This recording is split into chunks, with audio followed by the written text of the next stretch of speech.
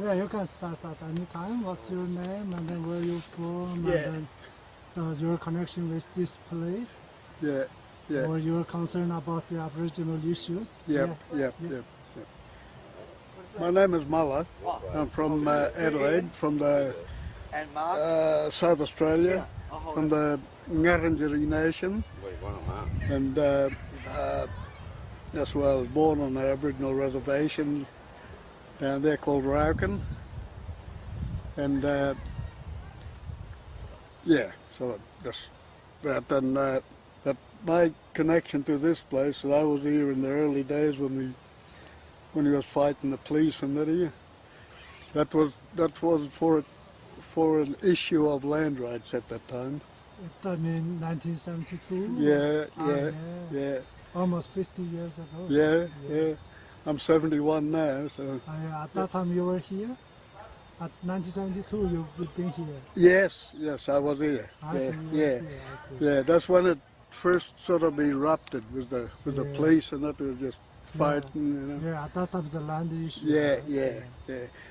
But now the issue is us, human rights, you know, because our people are getting dying 20 years earlier, 15 to 20 years earlier because of the medical conditions. Yeah. We got police, the government is killing our people within their prisons. They say they're committing suicide, but they're not. They're getting murdered. The police are murdering the Aboriginal people in their own homes, just walking in and shooting them. And we've got to put a stop to it, you know. You know, they can't get away with this all the time. So we just got to put a stop to it, you know.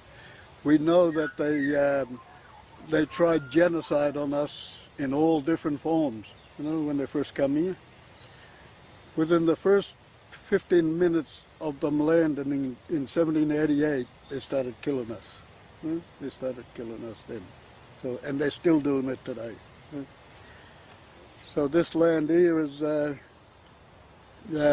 tribal land of the Canberra people. Canberra means, in their language, a meeting place. That's the name of, that's the meaning of Canberra. Yeah. That's an Aboriginal name. And there's a lot of issues, health, housing, law and justice. The prisons here is overloaded with our people, and they're getting picked up for nothing, you know. We hardly do anything, and they get jail out of it, and then a lot of our people then die in jail, you know. Especially, I've got a grandson at the moment. He's in a jail in South Australia, Port Augusta, and he got 24 years for a murder what he didn't do. He wasn't even there, but he got caught up in some. His father invited him to a party there, and some incident happened. Three of the young boys went to hospital. One of them died. They blamed my grandson, and he's got 24 years for murder. And it was, it just pissed me off, you know. So this is the law and justice, white man's law and justice. It's shit, you know. It don't work. It don't even work for the white man, you know. They send them to prison to get rehabilitation. They come out and do the same thing, so it don't work. And they want it to work for us, you know. So, but you know, it's a hard struggle, I tell you now. We've been bloody struggling from probably day one, you know. When I lived on the Aboriginal reservation, we had to have a permit to get off, and then a permit to come back on again, you know. The big white chief was living up on top of the hill, watching us, you know. So yeah, we're just a bit fed up to here, you know. We had enough, you know. So it's time to turn around and start hitting back, you know. Because we won't take any more shit from the police or the government or, you know, anyone, you know. So I formed a bike club. It's an indigenous political club, and 3% we wear on our vests, and called it Black Debt, for black debts in custody. And we're 3%, and we make up roughly 3% of the total population in Australia. And yeah, like I said, it's a long battle, and I think it gets too hard for some people at times, and they might just give up, you know. But I'm not going to give up. I won't give up until I die, you know. And then these young folks will take over, you know. They'll take over the fight, you know. They'll fight the same way I'll fight, you know. By any means necessary, you know. We will take back our power and control, you know. So that's what I'm teaching the young fellas, to do that. If we could talk to people, we talk to them. If we have to fight them, we'll fight them, you know. And that's the way we want to work. When I say any means necessary, that's exactly what I mean. Any means necessary, you know. So we're not going to take a backward step anymore, you know. We're not backing away from it. Not the injustices what they put on us in our country, you know. So it's you know, that all the injustices. When you see the prisons, when you see the justice system, as soon as you walk into a court, you're guilty because you're black. You know? So you may as well say, as soon as the police pick you up, you're guilty. You know? And then in the process, up in a place called Yundamu, in the top end of South Australia, the police walked into this Aboriginal person's house. He was only 19, Kumajay Walker, and they shot him dead. And they made out he was still alive, and when they carried him across into the police station, and they locked themselves in the police station, but he was already dead in the house. They shot him dead in his own house. You know? So, you know, we're not going to put up with that shit. You know? They get guns, we'll have to get guns, you know? Because I'm not going to, someone shoot at me, I'm going to shoot back at them, you know? So, that's what I mean, any means necessary. So they pull a knife on me, I'll pull a knife on them. They pull a gun on me, I'll pull a gun on them. You know, so I'm that way now. I'm cramped up in this little corner with too many of us in there. Now it's time for us to come out. And we're going to come out like an angry fucking dog, you know? And we're going to rip their fucking throats out. You know? That's the way I feel. Yeah, today, the day. Pardon? Today, the day of Today, have any significance or special meaning? Yeah. Well, today is what the white people call Australian Day. This is the day, the date, they start massacring our people.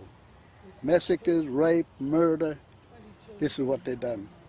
And they want us to celebrate this? We're not celebrate, we're in mourning for Invasion Day. This is what we call Invasion Day.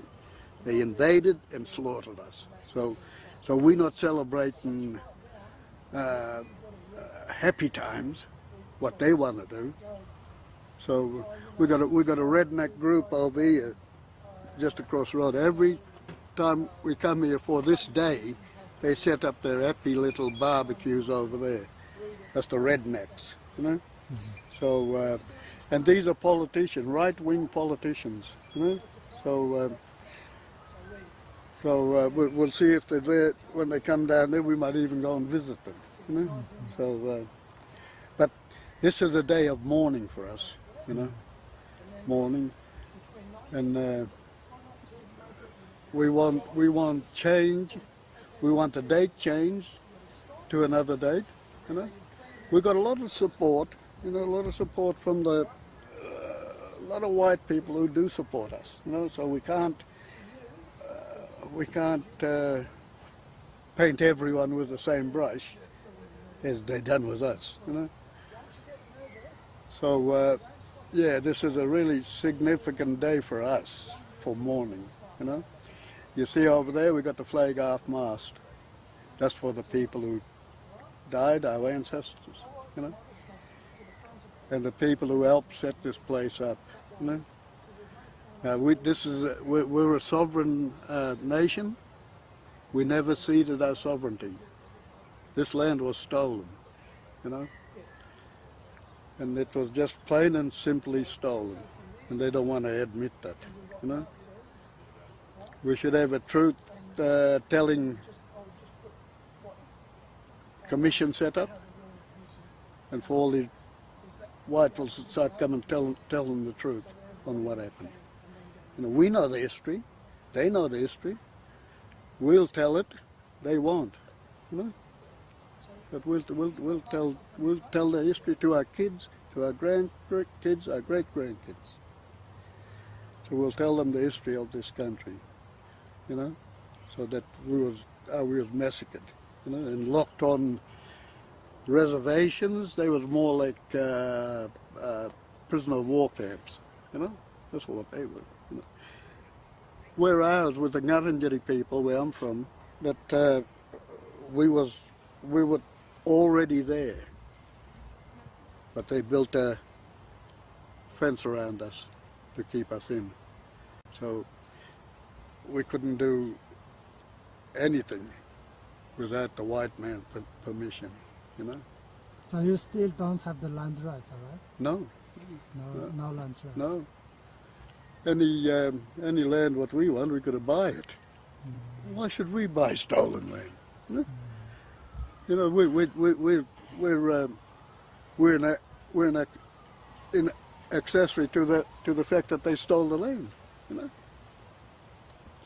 when you steal a car, say a motor car there, and you could do it up all you like. You know, put a big motor in, big mag wheels in. But when the police get you, no matter what you've done to that car, you've got to give it back to the person you stole it from. You know? So the white people here saying, "Oh, but look what we done to the land." You know, in less than 200 years, they destroyed the river system. In less than 200 fucking years. You know? And it's been here for 60,000 years with us. You know? So it only took them less than 200 to fuck the system up. You know? So they trying to tell us, look what they done to this land. Look what they done here, like a concrete jungle here. You know. So you know, you know, it's just so, just get so angry at times. You know, it's make me so fucking angry that it's for anyone to understand me, how angry I get, they've got to walk in my shoes, you know. They've got to walk a mile in my shoes, you know. So, but yeah, so yeah. Have you got the message? That's about all I got to say. Yeah, okay, thank you. Yeah. Thank you very much, and power to the people. Thank you.